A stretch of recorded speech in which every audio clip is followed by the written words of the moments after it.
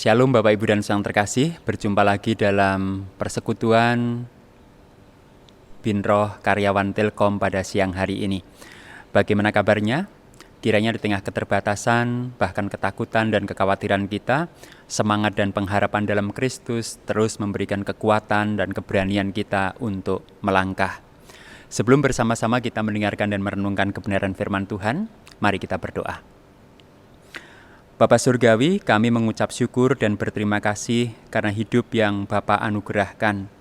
Kami mengucap syukur dan berterima kasih karena kekuatan yang terus Tuhan berikan untuk menyertai kehidupan kami. Kami mengucap terima kasih karena tangan-Mu yang penuh kasih terus menuntun setiap langkah kaki kehidupan kami. Bersyukur untuk kesehatan, kekuatan, pengharapan yang terus mewarnai kehidupan kami di tengah pandemi, ketakutan, kekhawatiran, dan sering kali juga ketidakpastian dalam segala sesuatu. Saat ini Bapak, kami mengucap syukur karena kami masih boleh diizinkan untuk menghidupi persekutuan kami sesama karyawan Telkom, untuk mendapatkan kekuatan sekaligus pengharapan dalam kebersamaan, dan terlebih juga dalam kebenaran firman-Mu. Roh Kudus, pimpinlah kami ketika kami akan membaca kebenaran firman-Mu, agar firman-Mu itu sungguh menguatkan setiap kami, memandu setiap kami, memberi inspirasi kepada kami untuk menghidupi hidup yang Tuhan anugerahkan. Di dalam nama Tuhan kami Yesus Kristus kami berdoa. Amin. Bapak Ibu dan Saudara terkasih, bacaan yang mendasari kebersamaan kita dalam persekutuan saat ini terambil dari kitab Efesus pasal 2 ayat 8 sampai dengan ayat 10. Efesus pasal 2 ayat 8 sampai dengan ayat 10 yang berbunyi demikian.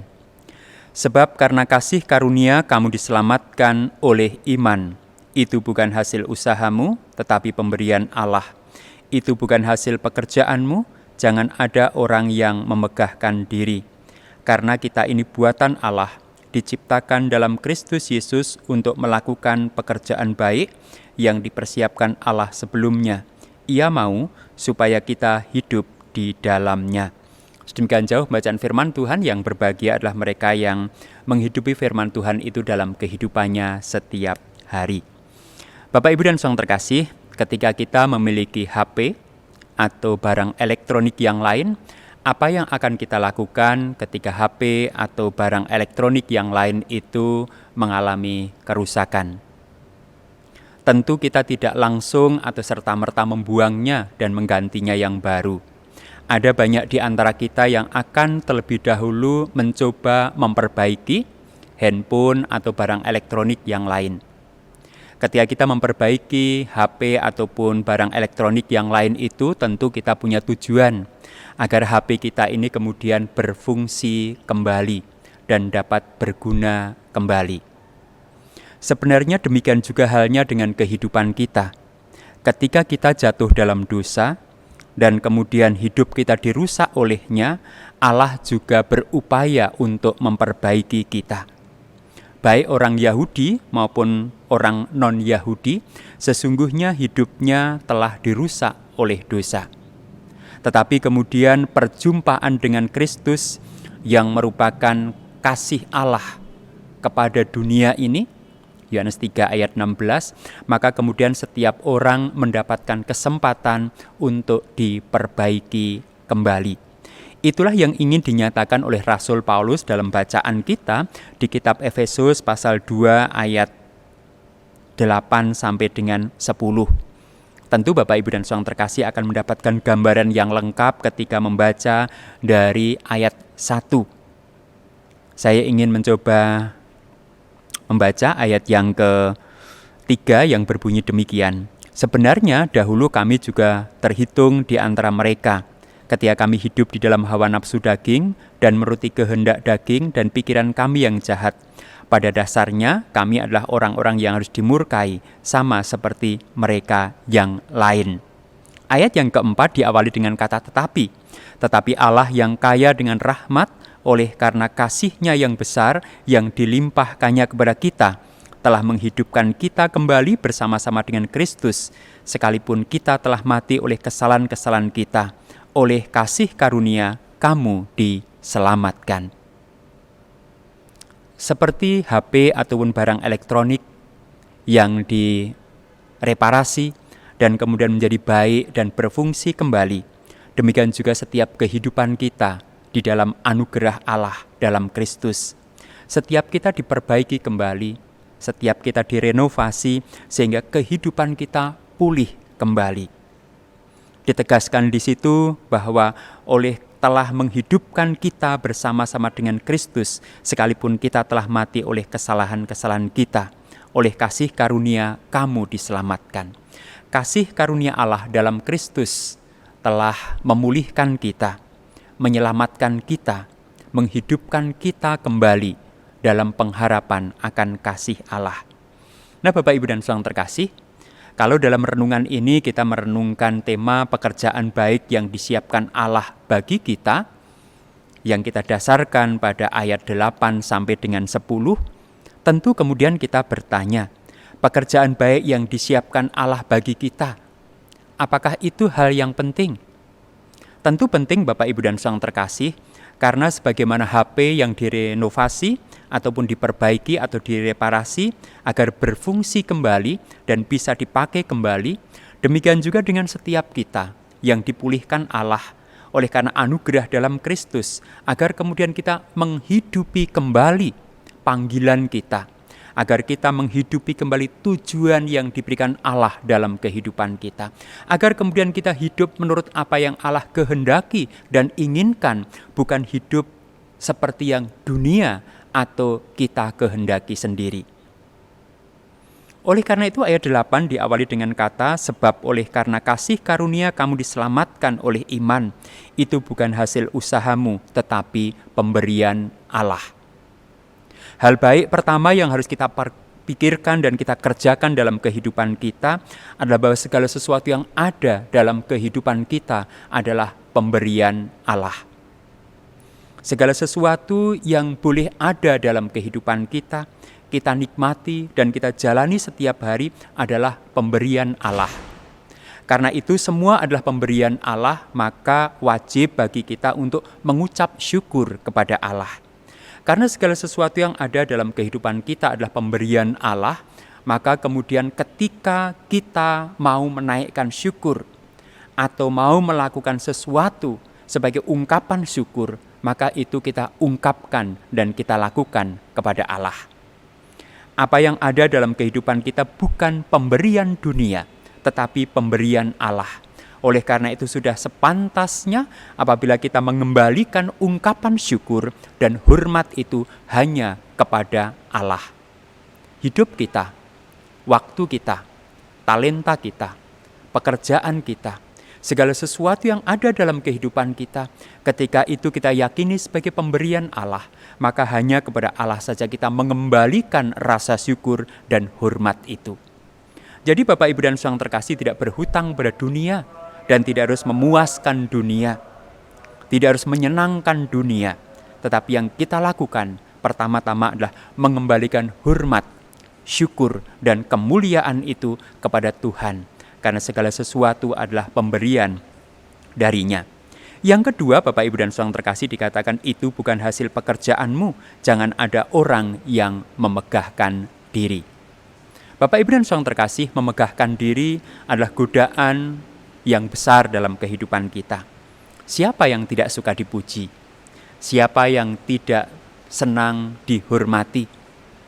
Dihormati atau dipuji oleh karena prestasi kita, oleh karena sesuatu yang ada dalam kehidupan kita, atau sesuatu yang kita miliki. Semua orang suka dipuji dan dihormati. Oleh karena itu banyak orang mencari itu. Bahkan banyak orang memegahkan diri karena segala sesuatu yang ada dalam kehidupannya. Mereka lupa bahwa ketika itu semua ada dalam kehidupannya, itu adalah pemberian Allah. Oleh karena itu yang kedua adalah bagaimanakah kita bersikap merendahkan diri atas semua apa yang Allah berikan dalam kehidupan kita. Jangan sampai itu menuntun kita kepada kesombongan atau memegahkan diri.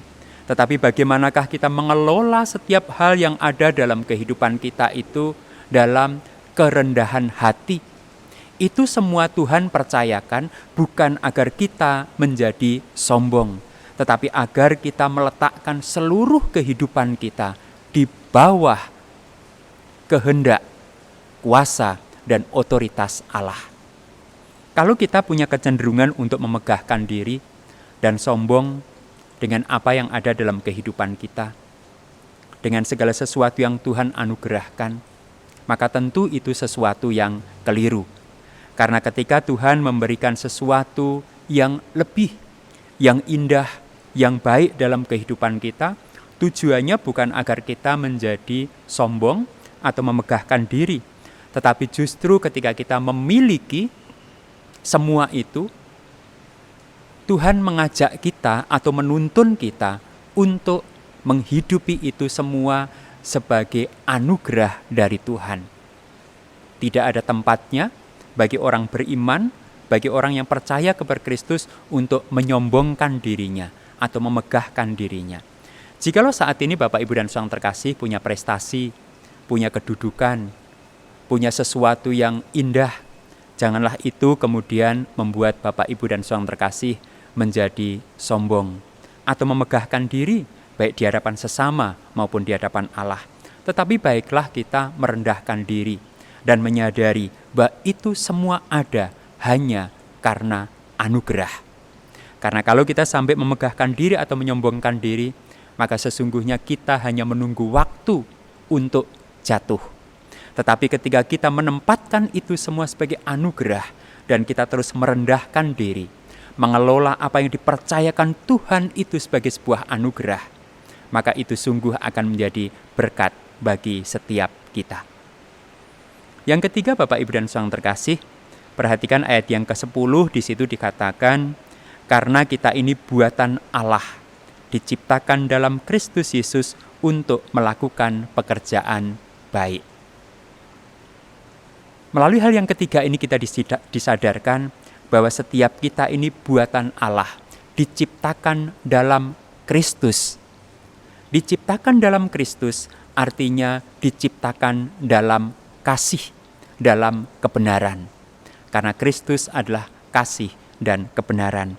Diciptakan dalam Kristus artinya kita manusia yang diperbaharui, manusia yang telah dipulihkan relasi kita dengan Allah. Manusia yang telah ditebus kehidupannya dari kuasa dosa untuk hidup dalam kuasa Allah. Diciptakan dalam Kristus berarti kita diciptakan untuk memuliakan dan taat kepada Allah. Diciptakan dalam Kristus berarti kita diajak untuk terus melakukan karya baik sebagaimana Kristus melakukan itu. Menyebarkan kerajaan Allah, memiliki kepedulian kepada yang tersisih, memperhatikan kepentingan orang lain, menempatkan Allah sebagai yang utama dan pertama dalam kehidupan kita. Diciptakan dalam Kristus Yesus untuk pekerjaan baik. Karena dalam kehidupan kita, sebagai umat yang telah diselamatkan, sebenarnya tidak ada tempat sedikit pun dalam kehidupan kita untuk sesuatu yang tidak baik. Sebagaimana Allah mengerjakan segala sesuatu dan menghasilkan hasil yang baik, dan kemudian dirusak oleh kuasa dosa, dan Kristus datang untuk memperbaiki semua itu. Maka ketika kita sudah diperbaiki dalam Kristus, maka kemudian kita juga hidup dalam pekerjaan yang baik. Sehingga melalui kehidupan Bapak, Ibu, Saudara, dan saya, pekerjaan baik di dunia ini terus dilanjutkan. Hal yang baik yang disampaikan oleh Tuhan Yesus dan dikerjakannya melalui pemberitaan kerajaan Allah juga terus berlanjut. Melalui siapa? Melalui Bapak, Ibu, Saudara, dan saya. Ketika pekerjaan baik itu disediakan untuk kita, maka kita harus menemukannya dan mengerjakannya. Ada orang yang dipanggil langsung untuk menjadi murid Kristus, meninggalkan segala sesuatunya dan ikutlah aku. Itu pekerjaan baik bagi mereka yang dipanggil untuk menjadi murid Kristus secara langsung. Ada juga orang yang dipanggil untuk mengerjakan pekerjaan baik adalah meninggalkan segala sesuatu dalam kehidupannya dan kemudian mengikut Kristus, menjadikan Kristus sebagai yang utama. Orang muda yang kaya, jualah segala milikmu, bagikanlah kepada orang miskin dan ikutlah aku. Ada juga orang yang diberi kesempatan jangan berbuat dosa lagi. Aku pun mengampuni engkau, jangan berbuat dosa lagi. Kita juga bisa menemukan pekerjaan baik melalui contoh dalam Injil Matius pasal 25. Ketika kita berbagi makanan, berbagi minuman, berbagi pakaian, menengok mereka yang sakit, mengunjungi mereka yang terpenjara, menghibur mereka yang sedih. Karena ketika kita melakukan itu semua, kita melakukannya untuk Tuhan. Pekerjaan baik apa yang disediakan Tuhan untuk kita? Kita harus menemukannya, menghidupinya, karena itulah yang telah Tuhan siapkan. Pertanyaannya Bapak Ibu dan Saudara yang terkasih, apakah saat ini kita sudah melakukan pekerjaan baik yang Tuhan siapkan? Ini akan terus menjadi perenungan, pergumulan, dan juga pencarian. Tentu pekerjaan baik itu ukurannya bukan apakah kita sudah puas dengan apa yang kita hidupi saat ini, apakah kita sudah merasa nyaman dengan apa yang kita hidupi saat ini. Pekerjaan baik yang Tuhan siapkan adalah pekerjaan baik yang Tuhan inginkan untuk kita kerjakan. Bisa jadi itu membutuhkan pengorbanan. Bisa jadi itu menghadirkan pergumulan. Bisa jadi itu menghadirkan ketidaknyamanan. Tetapi percayalah, ketika kita menemukan pekerjaan baik yang Tuhan siapkan, itulah tujuan Tuhan menciptakan kita, menebus kita, memulihkan kita di dalam Kristus. Mari kita cari, kita hidupi, dan kita kerjakan setiap pekerjaan baik yang telah ditetapkan Tuhan untuk kita. Amin. Mari bersama-sama kita akan menaikkan syafaat kita. Bapa Surgawi, kami mengucap syukur untuk anugerah-Mu dalam Kristus, karena melalui anugerah itu Engkau telah menyelamatkan kami, sehingga kami tidak lagi hidup menurut dunia ataupun menurut ukuran kami sendiri. Kami hidup dalam anugerah-Mu, kami hidup dalam pekerjaan baik yang Engkau siapkan dalam kami. Kami hidup di dalam Kristus, kan dalam Kristus kami telah diciptakan dan dipulihkan. Oleh karena itu biarlah Engkau Tuhan yang akan terus memimpin kehidupan kami. Saat ini kami menyerahkan anak-anak-Mu yang bekerja di PT Telkom, yang menghidupi persekutuan saat ini. Tuhan yang akan terus pimpin dan berkati setiap pekerjaan mereka, rumah tangga mereka, anak-anak mereka, dan pelayanan mereka, sehingga mereka terus bisa menghidupi panggilan sebagai anak-anak-Mu dimanapun mereka berada. Juga berkati setiap karya dan pekerjaan mereka di PT Telkom, agar sungguh kehadiran mereka bisa memberikan warna tersendiri, bisa menghadirkan dampak yang positif, sehingga melalui pekerjaan mereka, sungguh nama-Mu akan dimuliakan. Kami juga berdoa untuk direksi PT Telkom dan semua karyawan di dalamnya, setiap layanan yang mereka sediakan, Tuhan pimpin dan berkati, sehingga melalui PT Telkom ini sungguh nama-Mu akan dimuliakan, setiap karyawan boleh bekerja dengan baik, dan setiap pimpinan boleh menjadi pimpinan yang takut akan Engkau. Kami juga menyerahkan anak-anak-Mu menghadapi masa pandemi ini. Tuhan akan terus menghadirkan kekuatan, kesehatan, dan pengharapan dalam kehidupan mereka, sehingga mereka dimampukan untuk menghadapi segala sesuatu yang terjadi dengan keyakinan, pengharapan, dan kasih kepada-Mu. Kami juga berdoa untuk anak-anak kami di masa studi mereka, ataupun anak-anak kami yang mencari pekerjaan atau yang mencari pasangan hidup. Tuhan juga akan sertai dan pimpin mereka. Terima kasih Bapa, kami ingin melanjutkan kehidupan yang Tuhan anugerahkan. Kiranya kehidupan yang Tuhan anugerahkan boleh kami hidupi secara bertanggung jawab, dan kami boleh menemukan dan menghidupi pekerjaan baik yang telah Tuhan siapkan untuk kami. Saatnya kami akan undur dari persekutuan ini, biarlah berkat-Mu yang menyertai setiap kami. Kiranya kasih dan anugerah Tuhan Yesus Kristus dan kasih Allah Bapa dalam persekutuan Roh Kudus menyertai saudara sekalian sekarang sampai selama-lamanya. Amin.